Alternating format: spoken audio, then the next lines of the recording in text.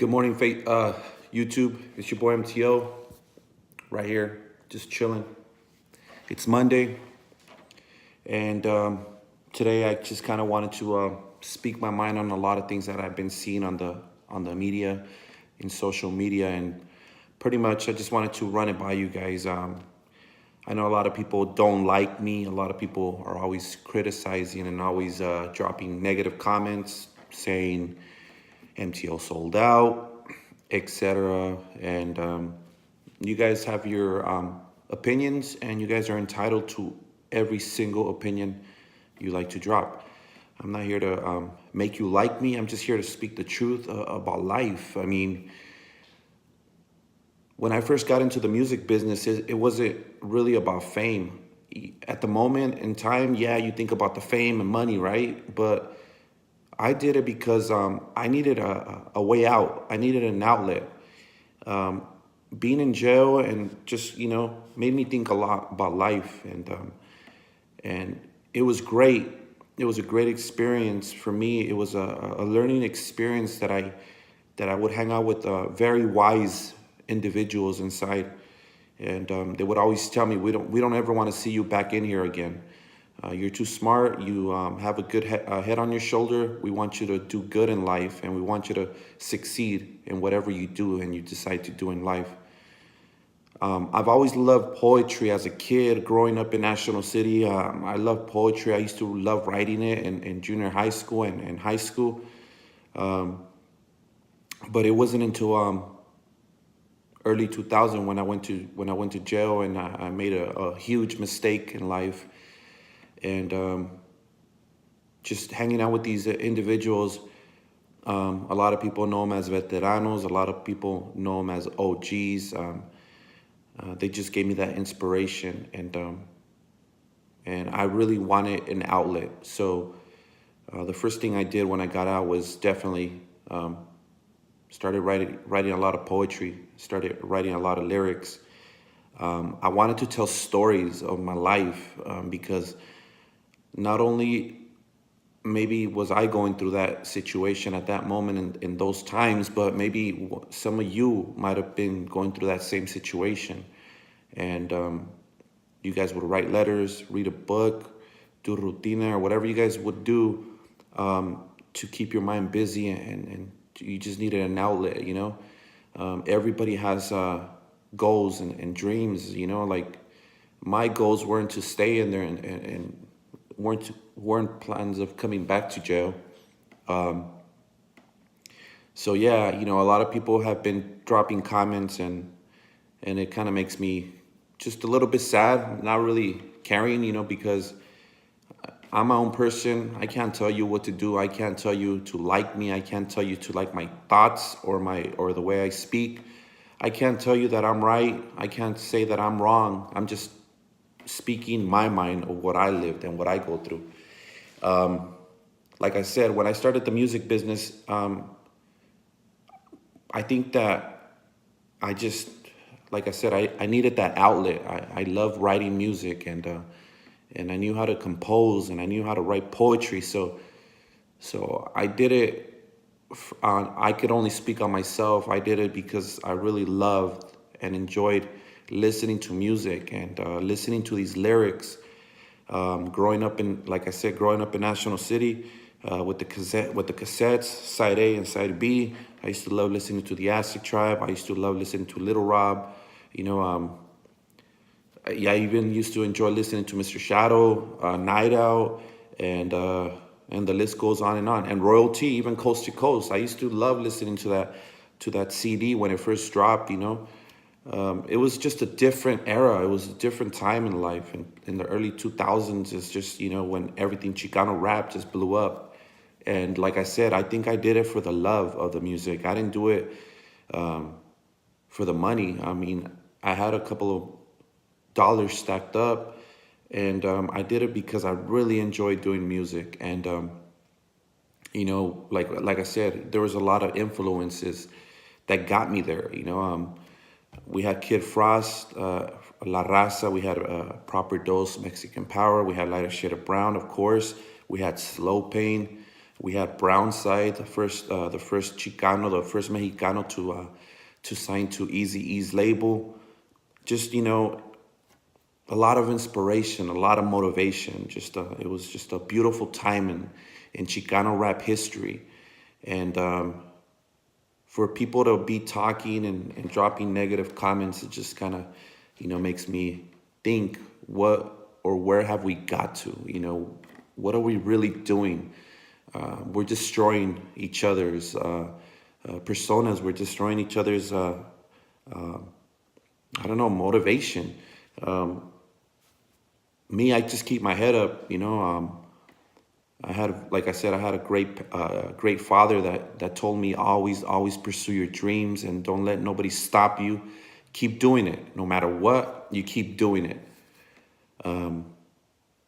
Just a father that was my best friend, que me enseñó muchas cosas. You know, I'm talking about. You know, I came from a Spanish only speaking home. You know, I didn't know English. You know, el primer lenguaje que aprendí fue el español.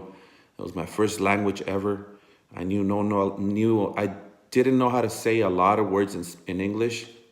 So, you know, just very thankful and blessed to have had a great father, a best friend figure that grew up in the barrios, that grew up in poverty, and I just wanted to reach out, you know, to every single one of you that watches the CalMix channel.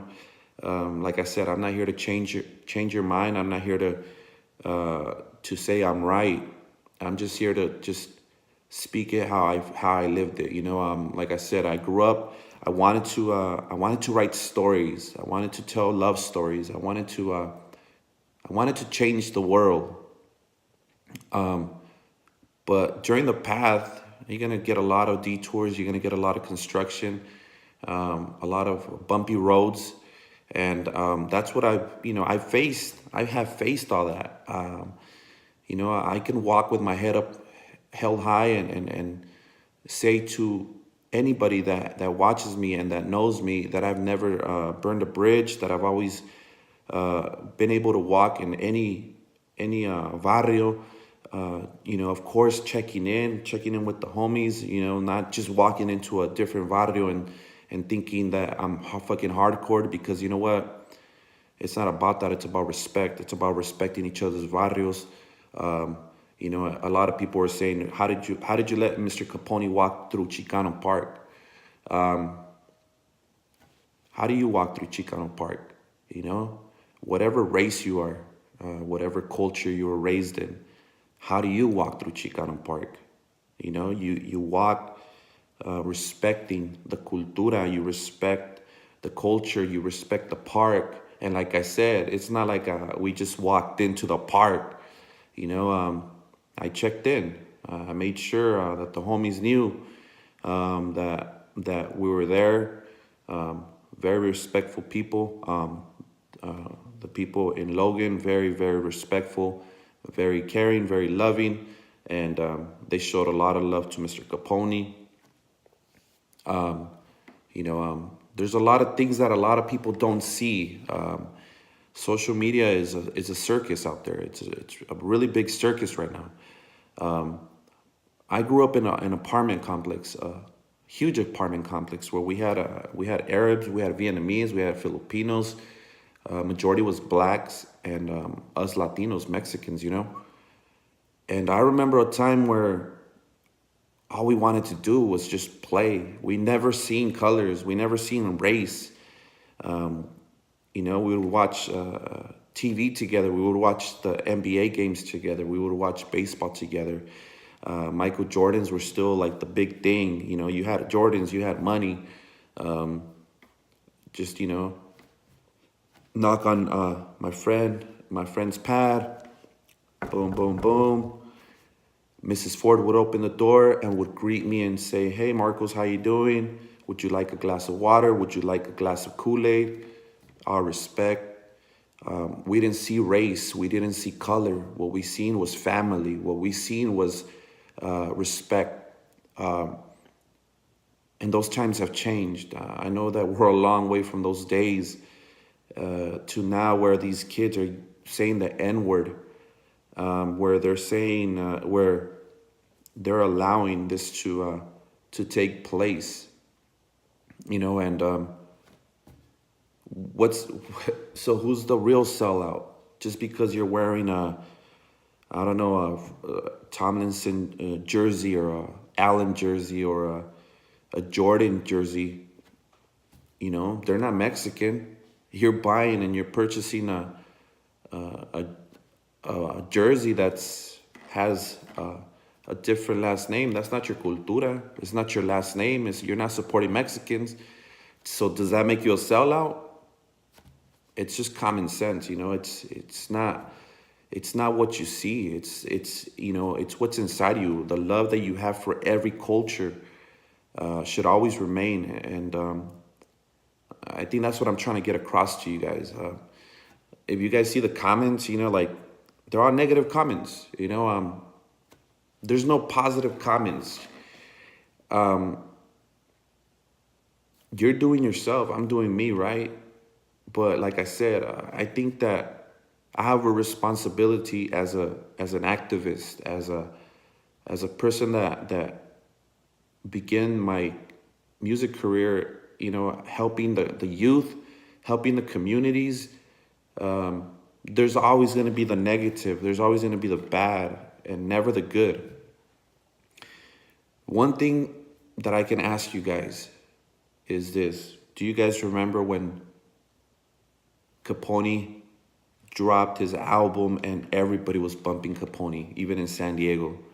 We were all bumping Capone, showing love, showing support.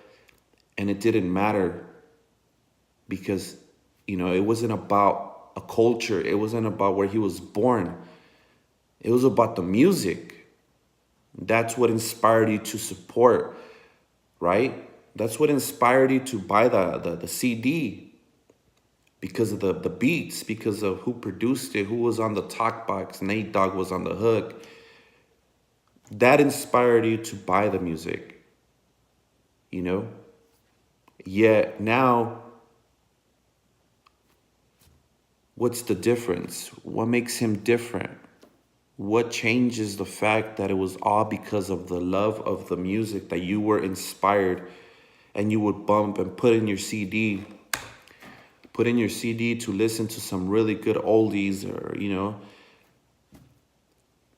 what changed during the times? What changed that? If you found out Little Rob was in Chicano, would you still support him? If you found out that I wasn't Chicano, that I wasn't Mexicano, que no había nacido en México, would you support the music? Would my fans stick around? Yet you support an artist that wears colored hair and that is a child molester. Yet you support them. You support him. You support what's in today instead of uniting, instead of helping each other, keep lifting and not letting this die. You support those people. You support that garbage of music. I respect everybody's point of views. I respect everybody's choice of music. It is what it is. Like I said, when I was growing up, I'm still that same person that shakes another man's hand. I'm still that same guy that will fucking still kick it with the same people, but will never, ever say that N-word because of respect to my friends and to their culture, Like I said, when we grew up, we used to all just be together. Some of my black friends would go to the house. They would eat Mexican food that my mom would cook, frijoles y arroz y tortillas de harina. And my mom used to make tortillas de harina hechas a mano. Everybody was welcome in my home. They'd sit. We'd all eat together. Different culturas. Vietnamese friend that I had, a Filipino friend, a black friend. I had an Arab friend that used to live right across the street from the apartment complex that I used to live in. And we were all family. It wasn't, we didn't see culturas. We didn't see, oh, you know, you're black. I can't hang out with you. You're Filipino. I can't hang out with you. You know, our parents, they showed us about that. They showed us about values, to respect everybody. If you want respect, you got to show respect. If you want to continue in whatever path you're taking, always respect your elders. Even though sometimes they might be wrong, you respect them because they know more. They know more, you know? I've been in the music business for almost close to 20 years, you know? In 2001, that's when we got in and dropped many albums. I helped out a lot of people. I helped out a lot of artists drop their albums. And like I said, it was all for the love of the music. You know, recently, ever since I started working with Capone, people been flagging my videos, reporting my videos. So now I can't get, now I don't get paid for streaming on YouTube, you know? Which, like I said, to me, it doesn't really matter because I wasn't doing it for the money. I always did this for the love. You know, a lot of people might be like, yeah, you're wrong, you know, you do it for the money. Like I said, at one point, you know, when you're first starting, you're like, oh my God, the money, the fame, the girls and all that. But all that shit disappears, you know? If you don't do things from the heart, if you don't do things because you love them, because you love to do those things, then that money is really not money. It's, you know, it's not worth anything. For me, I get the pleasure of being able to help people from the heart, and the reward is just, it feels a lot better. It feels a lot better, you know. It's like everybody wants you to do something in life. Everybody wants you to lead. Everybody wants you to follow them. And my advice to you is always be a leader, you know. Always work as a team. Always support each other's ideas because it makes it a lot better. I'm gonna see if I could flip this real quick. I'm gonna try to show you guys that I was reported for the analytics. I'll try to figure it out right now. But I don't know. Can we all make a difference in life? I have tried to maybe open people's eyes and overlook when Chicano Park Day comes around. There's different razas there. There's different people there walking around with their families and just trying to enjoy a nice day at the park, looking at lowriders and buying stuff from street vendors. And that's what our cultura is about. That's what our raza is about. That's what being a Mexican is about. But we're all like crabs in a bucket, you know. You see one Mexican trying to get out that bucket and it's going for success, and here comes the other crabs just dragging them down. That's why they hold on so tight. They never want to see somebody succeed. They never want to see another crab get out that bucket. At the beginning of the video, I said I needed an outlet. Music was my outlet. I told stories about love. I told stories about my life. Music videos that a lot of people go through. You know, love stories. You know, love is a very important thing in this world. And if you don't have love, you don't have nothing. If you don't have a partner that supports you, you have nothing. if you don't have children that support your craft and that are not proud of you, then you have nothing. Always believe in yourself. Believe in yourself first. Work hard. Don't give up. The comments are just comments. It's up to you either to listen to those and to read them and to tell yourself that you're not good enough, that they're right and you're wrong. Or it's up to you to get up, read the comment, overlook it, and say, you know what, I'm gonna continue the same path that I've been doing for so many years because it's always worked for me. And that's helping people. That's doing the right things when nobody's looking. Continue to be the same Mexicano of immigrant parents, of a father that worked his ass off in a fabric, getting paid minimum wage, 12, 13 hours a day to allow his family to have a better future. A mother that was the housewife that would take care of us and cook for us. And that's my story. What's your story, you know? Your story is going to be to drop a bad comment, to say you're a fucking piece of shit, a comment that's going to be negative and say I'm a sellout. Sometimes you got to do your homework, you know, before you call somebody a sellout. You know, what guy or what woman are you? What person are you? You know, the world is already fucked up as it is, right? So I leave you guys with this video. You know, maybe one person watches it, maybe 100 people watch it, and maybe one person will understand the video and say, wow, he's absolutely right. We're fucking each other up. We're killing each other.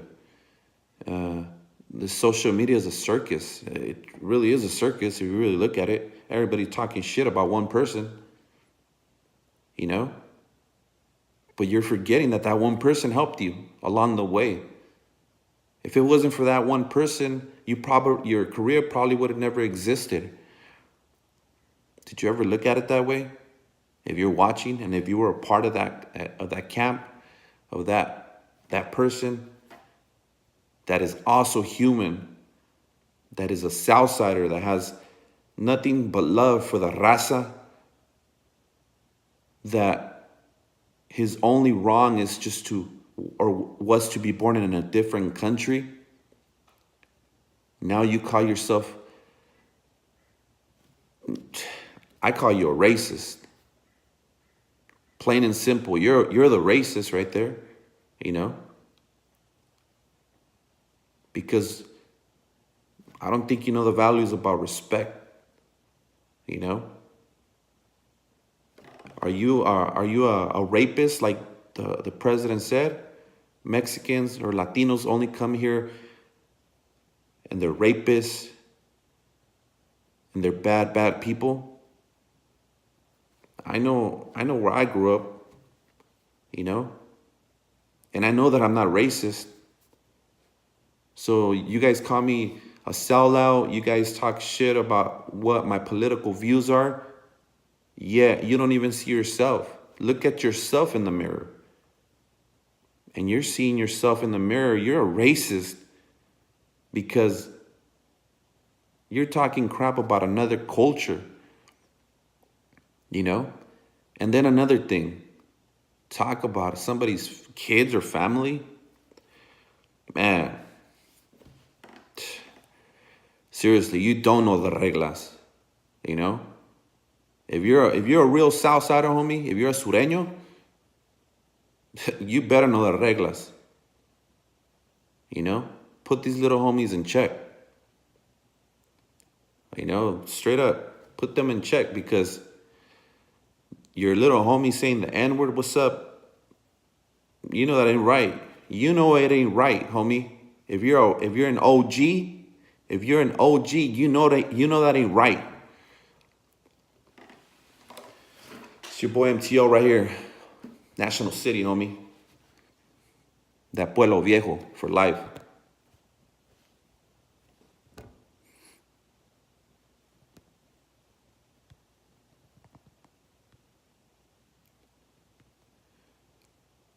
Now I gotta learn how to stop this shit because this is the first live one that I do. All right, let's see here. Boom. Boom. Share.